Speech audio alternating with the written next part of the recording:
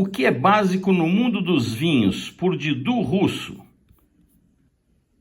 Um oferecimento de Mistral, a importadora dos melhores vinhos.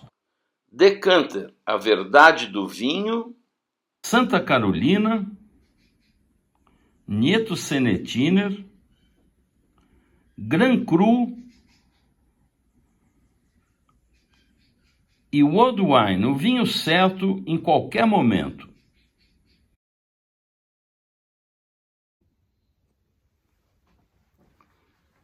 Olá, bem-vindo a mais esse capítulo do que é básico no mundo do vinho, por Didu Russo.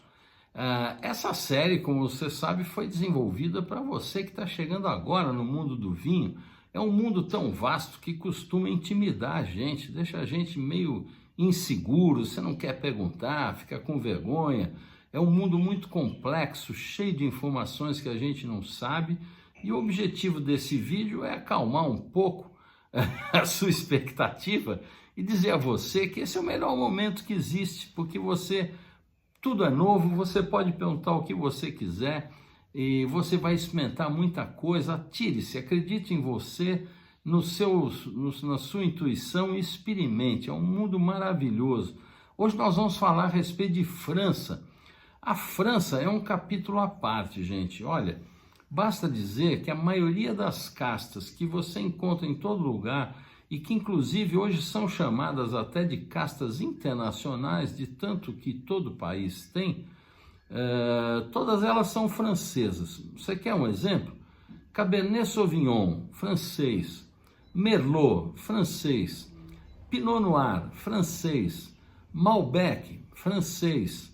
Tanat, francês. Syrah, francês. Gamay, francês. Cabernet Franc, francês. Petit Verdot, francês. As brancas, Chardonnay, francês. Sauvignon Blanc, francês. Chenin Blanc, francês. Semillon, francês. Pinot Blanc, francês. Pinot Gris, francês. Viognier, francês. Imagina, gente, não é pouca coisa, né? A outra coisa importante para você saber é que cada região da França demarcada, você tem personalidades e estilos próprios. Isso é de uma riqueza enorme. É uma das coisas que você vai perceber, os rótulos não trazem os nomes das uvas, porque lá existe a cultura do vinho, as pessoas bebem muitos vinhos regionais, eles não são como nós aqui no Brasil, que experimenta vinho de todo lugar e de toda parte, de todo tipo. Não, isso não é um hábito lá francês, nem italiano, nem espanhol, nem português. Eles tomam os vinhos deles e tomam os vinhos locais. Então, lá, por exemplo, eles sabem que na Borgonha a uva tinta é a Pinot Noir, então ele não precisa vir no rótulo isso. Isso é muito interessante, você com o tempo vai perceber isso. E os vinhos franceses sempre foram de uma qualidade excepcional e que foram um sinônimo de qualidade. São vinhos que são imitados em toda parte. Vou citar apenas 4 exemplos. Champagne. Champagne é originário da região de Champagne. Você está vendo aí o mapa. Todo mundo que produz um espumante quer fazer um grande champanhe.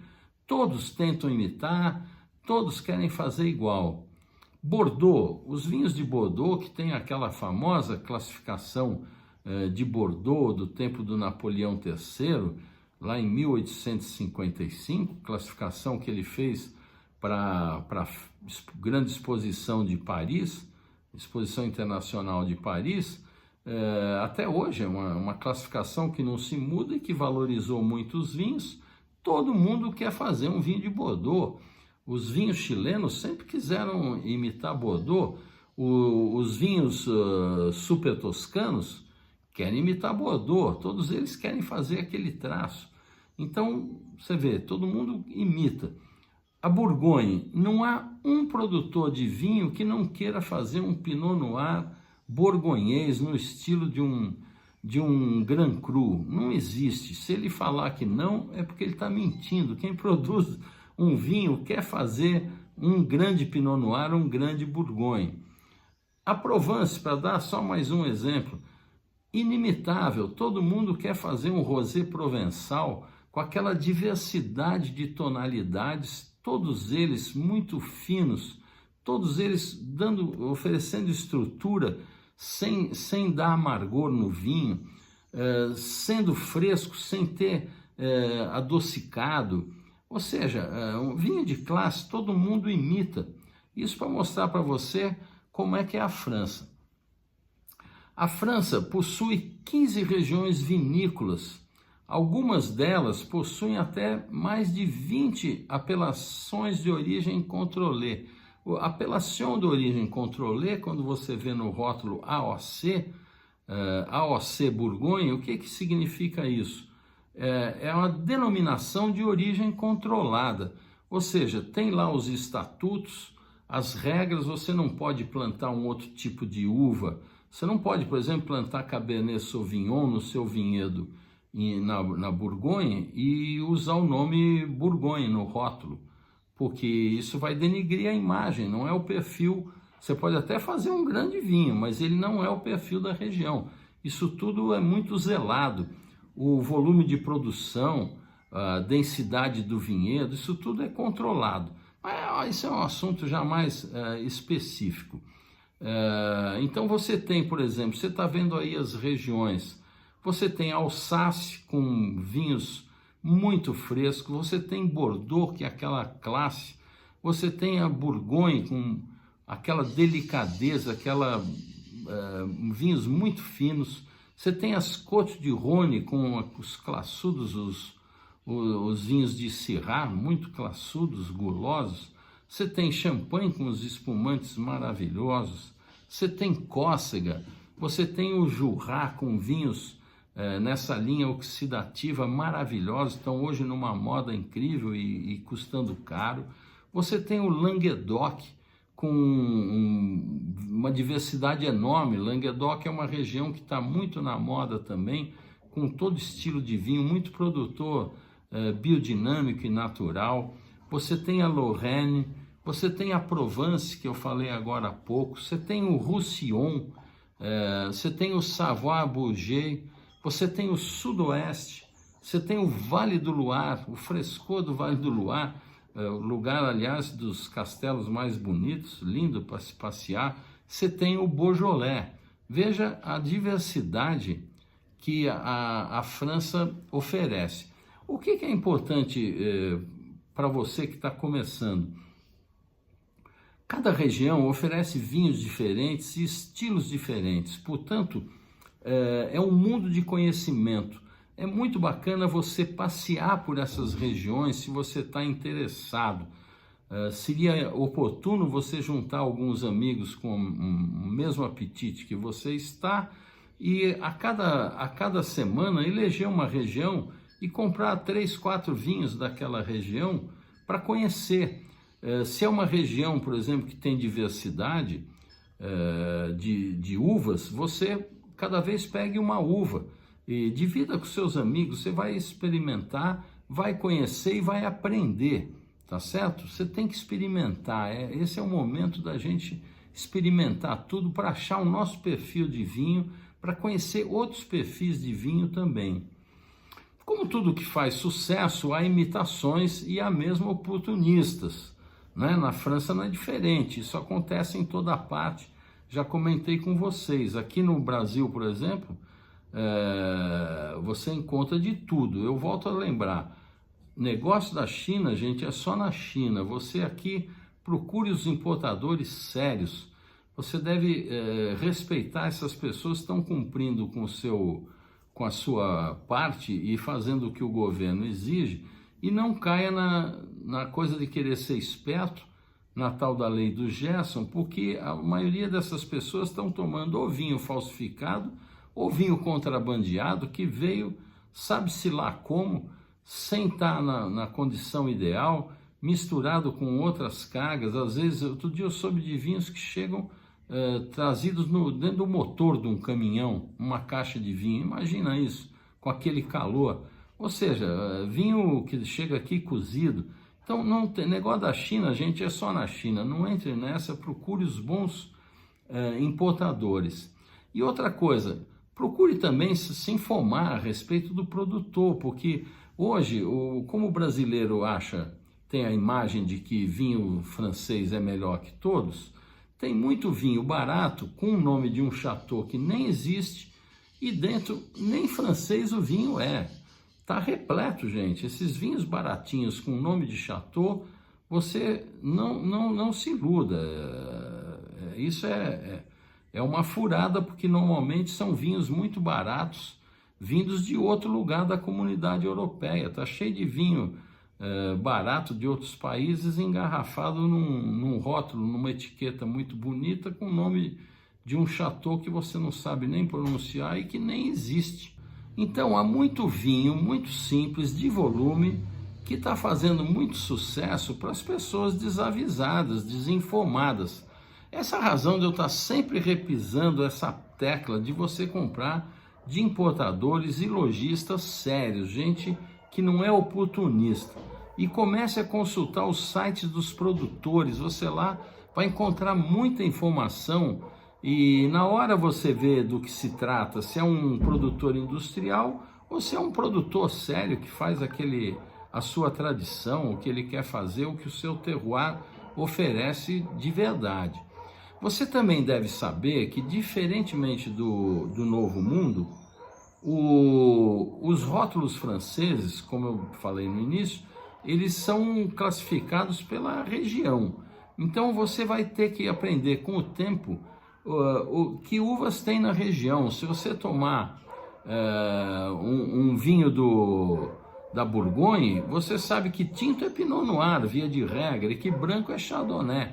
Até existem às vezes, por exemplo, você tem a Ligoté também na Bourgogne, você vai saber isso com o tempo. Eu acho que você não deve se prender a essa coisa, nem deve se intimidar. Com o tempo você vai perceber que cada região tem as suas castas e você vai se familiarizando com isso. O importante é experimentar.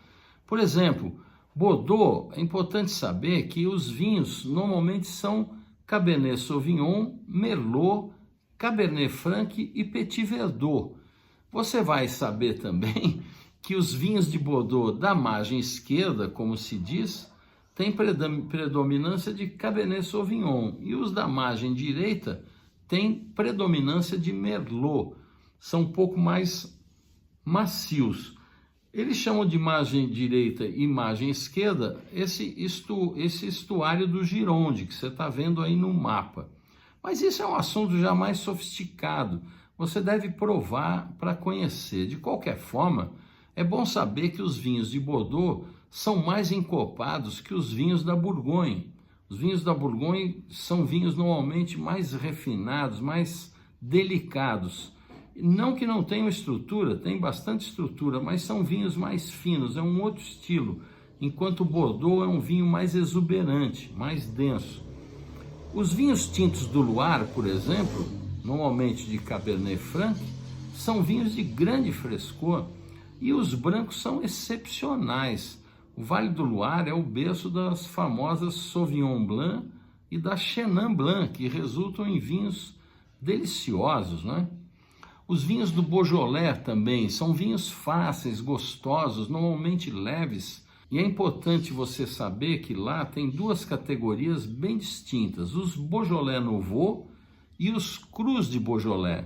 Os Beaujolais Nouveau são vinhos frescos novos para serem tomados no ano que foram feitos. Eles são lançados sempre em novembro e você deve tomar esse vinho até março, abril do ano seguinte. São vinhos para aperitivo, para bebericar, é bom para um sanduíchezinho, bom para um rosbife com salada de maionese.